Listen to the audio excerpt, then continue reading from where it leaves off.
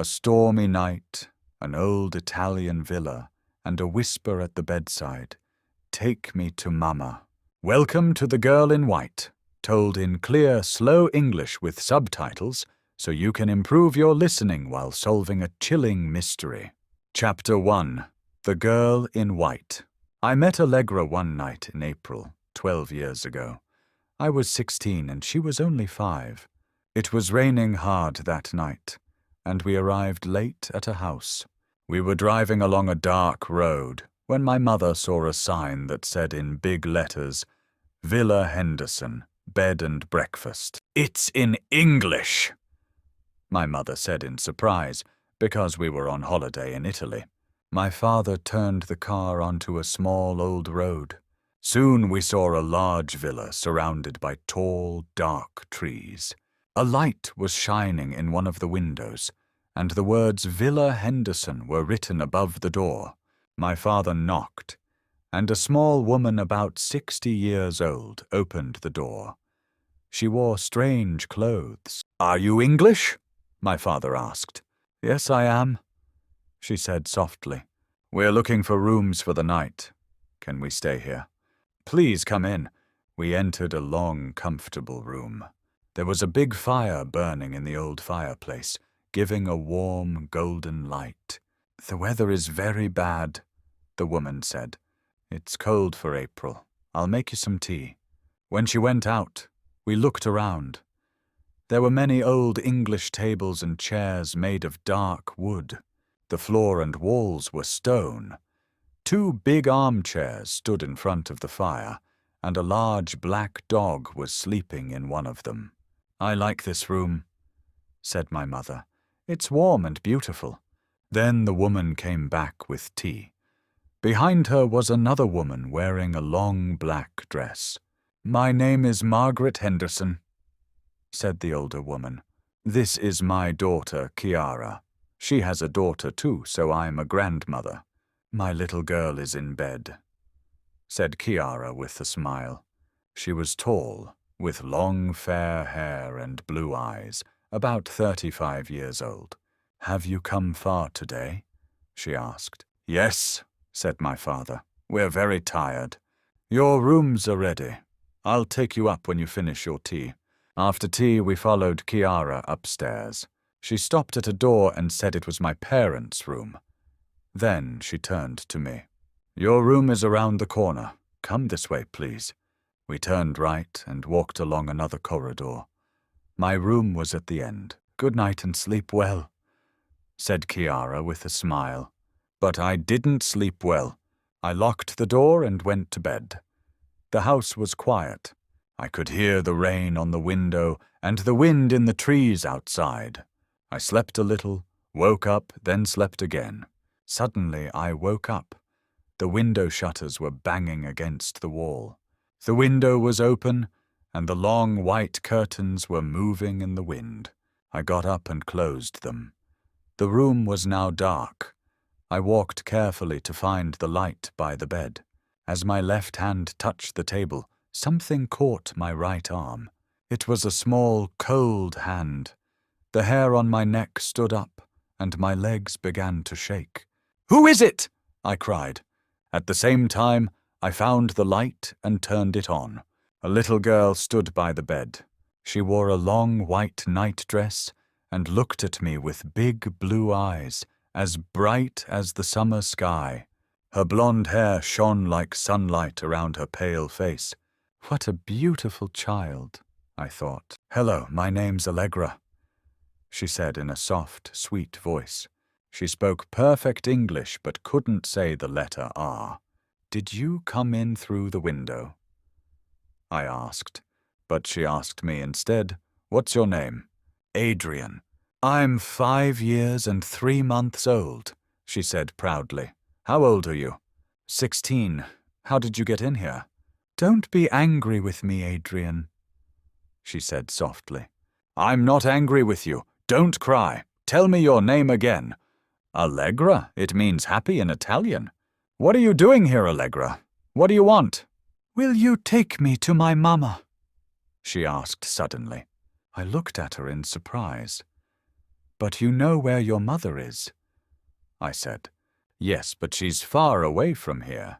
No, Allegra, she's in this house. I want to see Mama. Will you take me, please? No, Allegra. She'll be angry with you because you're not in bed. Oh no, Mama was never angry with me, she said with a small smile. But sometimes Papa was angry, and I was afraid of him. For a moment I didn't say anything.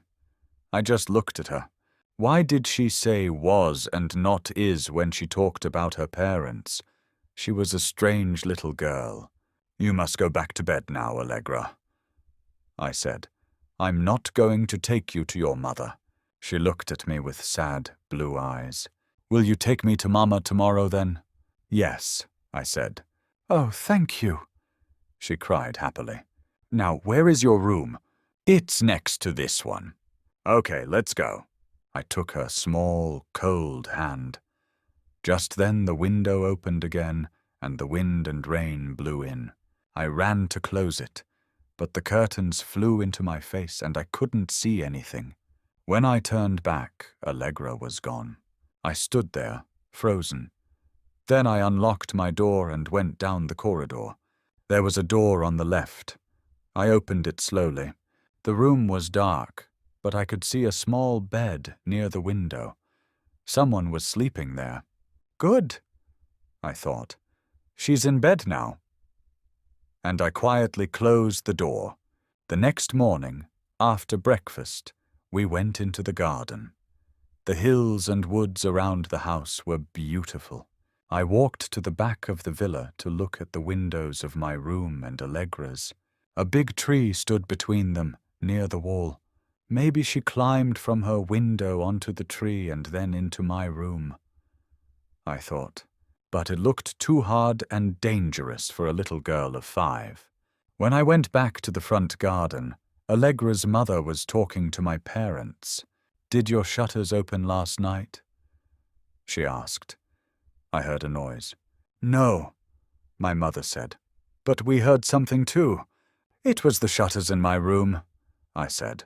Oh, I'm sorry, said Kiara. Those shutters are very old, but I hope you slept well after you closed them. Should I tell her? I thought. Then I smiled and said, Yes, I slept well, thank you. After your daughter visited me. Allegra? Kiara looked very surprised. Yes, she came to my room in the middle of the night. Did she? Well, I know she sometimes walks in her sleep. But... I started, then stopped. Again I thought, should I tell her the door was locked? I decided not to say it. They wouldn't believe me. They might laugh. So I only said, Allegra is a beautiful child. Yes, she is, Kiara said. But she isn't a very happy girl. Doesn't her name mean happy in Italian? I asked. Yes, but I've never met another Italian child called Allegra, she said. Why did you choose that name? My mother asked. I don't know, said Kiara sadly. The name just came to me suddenly. Maybe I wanted a happy child. Then she turned to the house and called, Allegra, come downstairs, please. I'm coming, a little voice called from inside. We heard footsteps on the stairs. Then Allegra came out. I looked at her again and again. I couldn't believe my eyes. Chapter 2. The second Allegra. She was pale and beautiful, like the girl I saw in my room. But this was a different girl. This Allegra had long black hair and brown eyes. Hello, she said. Was it the same voice? It was soft and sweet, but I wasn't sure. This is Adrian, said Kiara. He says you went into his room last night, Allegra. The girl looked at me with surprise. No, Mummy, I wasn't in his room. She spoke English very well, but she couldn't say the letter R. You see, Kiara said to me, she doesn't remember. She walks in her sleep sometimes. That night, when I went to bed, I couldn't sleep. I waited for the girl, but I was also afraid. After an hour, I finally fell asleep. Then I woke up suddenly. A small, cold hand touched my face, and a soft voice whispered in my ear, "Wake up, Adrian! Wake up!" I turned on the light. She was there, the same little girl. Her skin was white like milk, her blonde hair shone like sunlight, and she wore the same long white nightdress. Is she real or am I dreaming? I thought. I touched her face. It was cold, very cold, but real. "Will you take me to Mama now?" she asked. I looked at the window. It was closed. Then I went to the door. It was locked. A cold fear ran through me. "How did you get in here?" I asked. "You weren't here, so I waited for you," she said. "I was sleeping behind that curtain." She pointed to a corner of the room. Behind the curtain was a small bed for a child. So she was already here before I came. But who was she really, and who was her mother? "All right," I said. "I'll take you to your mother. Where is she?" The girl suddenly spoke in Italian. "She's at Bagno a Ripoli, near Florence. But we can't go to Florence tonight," I said. I understood Italian, but I answered in English. "You must take me!" Allegra said angrily, now speaking English again. "I want to see my mama tonight. I want to see her before I die." Then she started to cry. Die? What did she mean? "Why do you say that?" I asked in surprise. "You're not going to die." "Yes, I am," she said. I know. Papa didn't like Mama, and he took me away from her. I didn't see her for a long time. I wanted to see her, and she wanted to see me, too. Oh, I must see her before I die." I couldn't understand why she spoke about her parents in the past. None of it made sense. Was this just a child's fantasy? "Who is your mother? What is her name?" I asked. "Claire," she answered. "Claire, the English for Chiara." I thought for a moment. "Come with me, Allegra," I said. "We'll go downstairs." I wanted to show her to Chiara. Then she would see that her daughter wasn't walking in her sleep, and I would know that I wasn't dreaming. I took the girl's cold hand, but she pulled away. "No, no!" she cried in Italian. "My dear Mama is at Bagno a Ripoli near Florence. I want to go there." "Wait here, Allegra," I said. "I'll go and bring my friend. She wants to see you. Don't move." I went downstairs and found Chiara in the long room. She was reading by the fire. I told her there was a girl in my room again. She looked surprised and followed me upstairs. We went down the corridor. My door was open. We went inside, but the girl was gone. We looked everywhere, but there was no one. "The only child in this house is my daughter," Chiara said. "She's sleeping in her bed. Maybe you were dreaming, Adrian." "No, it wasn't a dream," I said quickly. "There was a girl in my room just a few minutes ago. I saw her. I spoke to her." I told Chiara everything about the girl who came to my room. When I finished, she looked very serious. "Well, that's strange," she said. "Who is this girl? She isn't my daughter. My Allegra has black hair and brown eyes, and my husband didn't take her away from me. I know he wants to, but he can't. Allegra lives with me. You see, I don't love my husband anymore, so he doesn't live here. He's in England. But Allegra loves him very much, and I know she wants to see him." She was quiet for a moment, then said slowly, "So the girl in your room wants to see her mother, and my Allegra wants to see her father. It's strange, isn't it? I don't understand it." The next day I went for a walk with Allegra Henderson. The big black dog came with us. We walked down a hill and came to a small river with a bridge. We stood on the bridge while Allegra dropped stones into the water, and the dog tried to find them. "Do you speak Italian, Allegra?" I asked. "Oh yes, listen." And she started speaking quickly in Italian. "Did you learn it at school?" "Yes. It's a convent school and the teachers are Italian nuns. Look, Nero's got a stone in his mouth.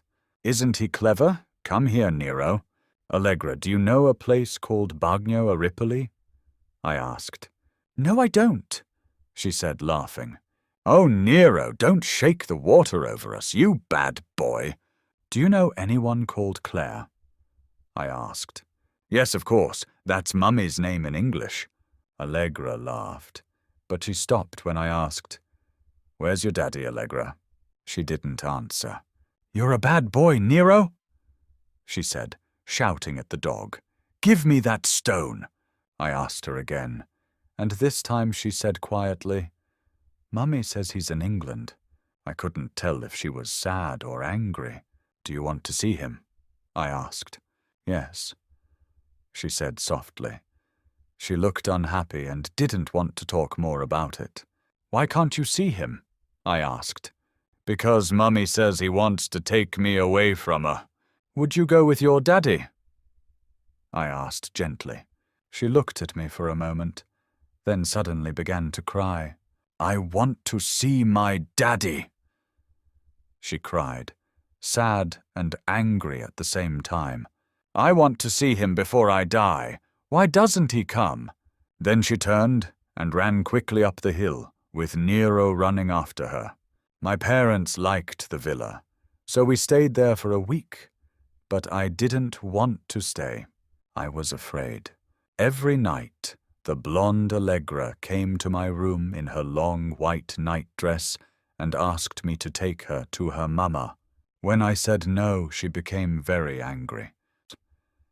And every day I talked and played with the dark-haired Allegra, Chiara's daughter. I liked her very much, and she liked me too. We became good friends, but sometimes she seemed like two different people. At times she was angry and spoke like the other Allegra from the night. At other times she was sweet and happy, a normal little girl again. I often asked her, "Why do you think you're going to die?" But she always answered with the same words. I know. During that week I started to feel love for Allegra Henderson, but there was still the other Allegra, the one who came in the dark. Who was she? I didn't believe in ghosts, but I was beginning to think that she was one. The day before we left, I wrote some notes in my notebook. Allegra Henderson, 5 years old, tall black hair, brown eyes, pale. Speaks English and Italian but can't say ah. Mother's name, Chiara, Mummy. Wants to see her father, who lives in England. Thinks she's going to die. Allegra the ghost. 5 years old. Tall blonde hair, blue eyes, pale. Speaks English and Italian but can't say ah. Mother's name, Claire. Lives at Bagno a Ripoli near Florence. Calls her Mama. Wants to see her mother, but her father says no. Thinks she's going to die. I read my notes again and again, but they didn't help me understand anything. Then I realized that I didn't know who the ghost Allegra's father was. So I decided to ask her that night. It was our last night at the villa. I didn't sleep much. I waited and waited, but she didn't come. No, the blonde Allegra didn't appear, and I felt angry. I was sure her father was important to the mystery. The next morning, we said goodbye to the Hendersons. When I said goodbye to Allegra, I felt sad. She looked sad too, and she gave me a kiss on the cheek. I hope you will see your daddy one day, I said to her. Then you'll be happy. Oh no, she said in a strange, quiet voice. Papa is dead now. He was a famous lord, and he took me away from my mama. But he's dead now. We were all very surprised. What are you saying, Allegra? Chiara asked. Your father isn't a lord, and he isn't dead. What a strange idea. But Allegra just smiled, a small, sad smile, and that was the last time I ever saw her. Chapter 3. The Third Allegra. When I went back to England, I returned to school and my studies, but I never forgot Allegra. I wrote letters to her and sent her small presents. She never replied, but I thought, well, she's only 5. Maybe she can't write letters yet. Then, 1 year after our holiday in Italy, I received a letter from Margaret Henderson. First, she thanked me for my letters and presents. Then she wrote, "I'm sorry we didn't write to you before.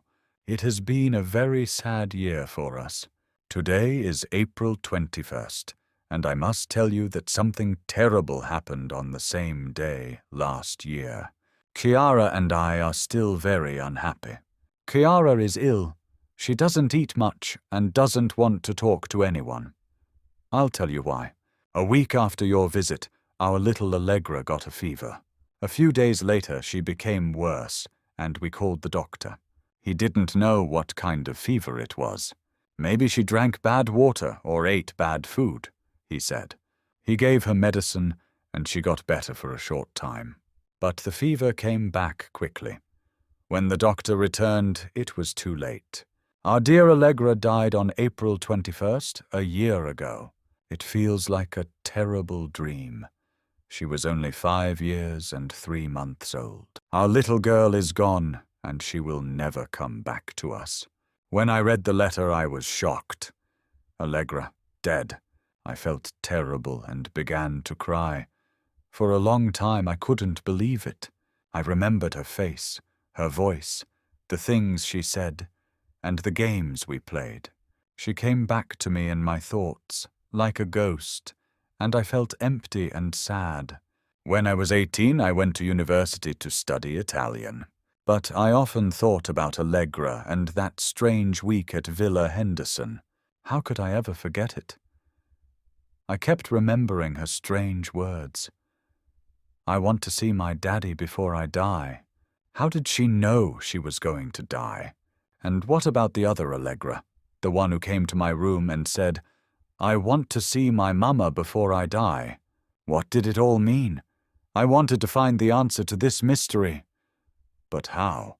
In spring, I went to Italy for my studies and stayed in Florence with an Italian family. They had a little daughter.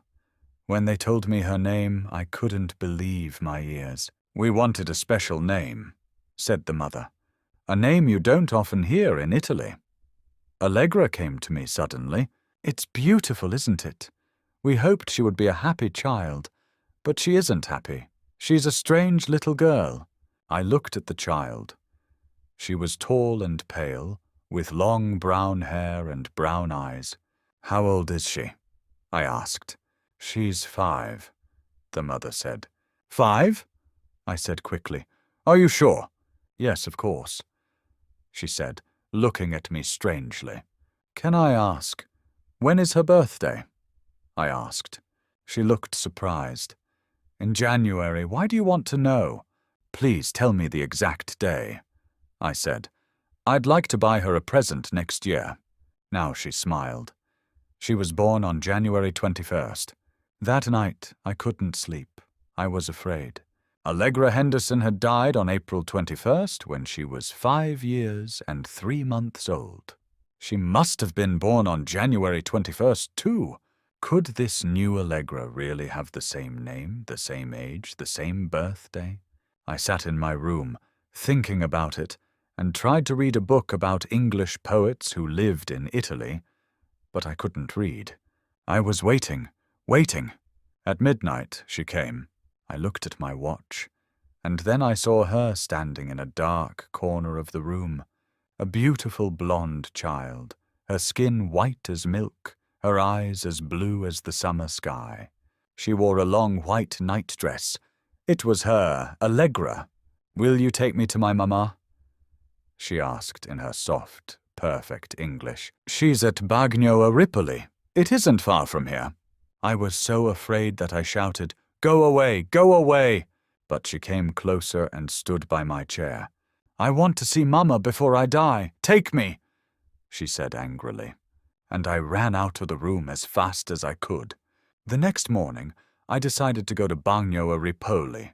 I drove there in my small Fiat 500. It was a quiet place with only a few houses and a small church called Santa Maria dell'Antella. I went into the church, but there was nothing special inside. Then I walked around the small cemetery behind it. I looked at all the graves. But I didn't find anything unusual, so I decided to go back to Florence. As I was leaving the cemetery, I saw a tombstone with English words on it. I stopped and read, "Here lies Claire Claremont, died in Florence. March 19th, 1879, aged 81. Claire, the name of the ghost Allegra's mother." I stood there, shocked. I was very surprised, but I still didn't understand what it meant. That afternoon, in Florence, I went to a small bar and opened the book I had been trying to read, a book about the English poets who once lived in Italy. And as I read about Byron and Shelley, the story began to make sense. I was starting to understand the mystery of Allegra. Chapter 4, Lord Byron's Daughter. This is what I read in the book. On January 21st, 1817, a young woman named Claire Claremont, who was 19 years old, had a baby girl in a town called Bath in England. The baby's father was the famous poet Lord Byron, but he was not married to Claire. They were lovers for a short time, but Byron soon left her and went to Italy. He did not love Claire and did not want to live with her. Claire stayed with Byron's friends, the poet Percy Shelley, his wife Mary Shelley, and their 2 children. Claire and Mary were half-sisters. They had the same father but different mothers. Shelley loved children, and he cared deeply for Claire's little baby. He hoped that his friend Byron would also care for Claire and her daughter. From Bath, Shelley wrote to Byron, "Claire has a very beautiful girl. Her hair is fair and her eyes are blue. Claire calls her Alba." Lord Byron wanted to see his daughter. He asked Shelley to bring her to Italy. Shelley also wanted to move to Italy, so he and his family, together with Claire and her baby, all travelled there. The baby was 1 year old then, and Byron decided to give her a new name, Allegra, because he liked that name. In Italy, Claire made a very difficult decision. She gave little Allegra to Byron. She thought that as the daughter of a rich English lord, Allegra would have a better life and future. Shelley tried to stop her. He said, "No, Claire, don't do it. If you give Allegra to Byron, you will never see her again." But Byron was rich and powerful, and Claire believed that her daughter would be safe with him. Still, it was a terrible mistake. In the spring of 1818, Claire sent Allegra to Venice to live with Byron. She wrote sadly to a friend, "I sent my little darling to her father. She was the only thing that I loved in the world." At first, Allegra lived with Byron in his big house, the Palazzo Mocenigo. The house was full of strange people and even stranger animals. After some time, Byron understood that it was not a good place for a small child, so he sent Allegra to live with an English family in Venice. In August, Claire went to visit her and was happy to see her again. Byron then invited Claire, Allegra, and the Shelleys to stay for 2 months at his villa near the town of Este. For a short time, Claire was happy there with her little girl. But in the autumn, Byron told her to bring Allegra back to him in Venice. Claire obeyed him, and she never saw her daughter again. For 8 months, Allegra stayed in Venice, living with different families. Then Byron took her to another city, Bologna. He wrote to Shelley, "She is like me. She has white skin, her voice is soft, and she cannot say the letter R." For many months, Byron sent no letters to Claire. She didn't know where her child was. Later, she discovered that Allegra was living with Byron in a town called Ravenna. She wrote to him, "I want to see my daughter, please." But Byron said no. Claire wrote many letters begging him to let her visit Allegra, but he never replied. She became very unhappy and angry. When Allegra was 4 years old, Byron sent her to a convent school near Ravenna. The nuns there were kind and loved the little girl, but the place was cold and lonely. The walls were white and bare, and there were no fires to keep warm. Every day was the same. The quiet convent was very different from the lively house where she had lived with Byron. Claire hated convent schools. She was sure her daughter felt cold and alone. She wrote Byron an angry letter. "My child must live with one of her parents!" But Byron ignored her. He told the nuns that Claire must never visit Allegra. They were to lock the doors if she came. However, Byron said that Shelley could visit her, because he was his friend. One day Shelley went to see Allegra at the convent.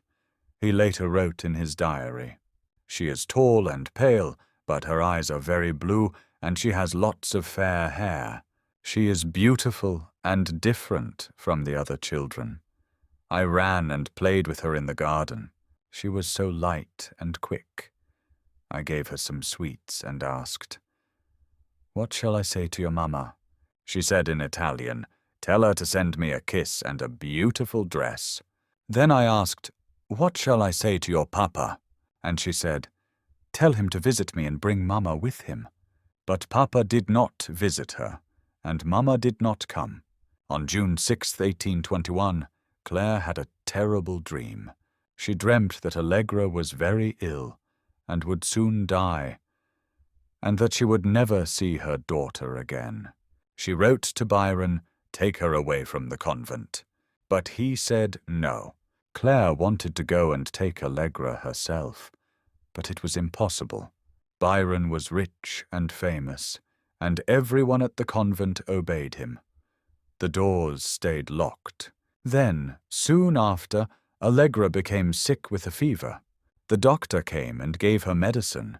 For a short time, she seemed better, and the nuns hoped she would live. But the fever came back. On April 21, 1822, Allegra died.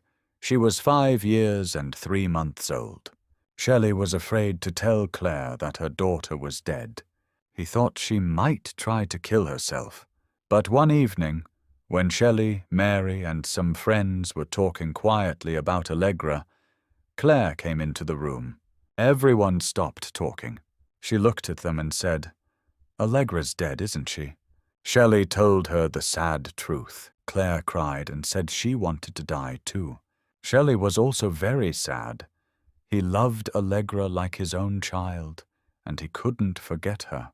2 weeks after Allegra's death, Shelley was standing on a balcony by the sea with a friend. Suddenly, he saw a small child with long fair hair and bright blue eyes walking out of the water. The child smiled at him.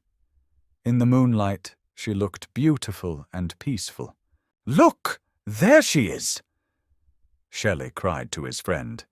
"Can you see her? There!" But his friend saw nothing. It was Allegra's ghost. 50 years later, Claire wrote to a friend, "I can never forget my darling child." But did she really die? Byron and Shelley said she did, but I have heard that she is alive. Some people say they have seen her. I am sure she is alive. Claire Clairmont died in 1879, at the age of 81. Her tombstone still stands in the cemetery of Santa Maria dell'Antella at Bagno a Ripoli. Chapter 5. Bagno a Ripoli. After I read the sad and strange story, I finally understood the mystery of Allegra. Was she still alive? No, but her ghost was still in the world. The little girl who came to my room was the ghost of Claire Clairmont's Allegra. She was unhappy and couldn't rest in peace because she wanted to be with her mother. But she couldn't find her. She knew that her mother was at Bagno a Ripoli, but she didn't know how to reach her.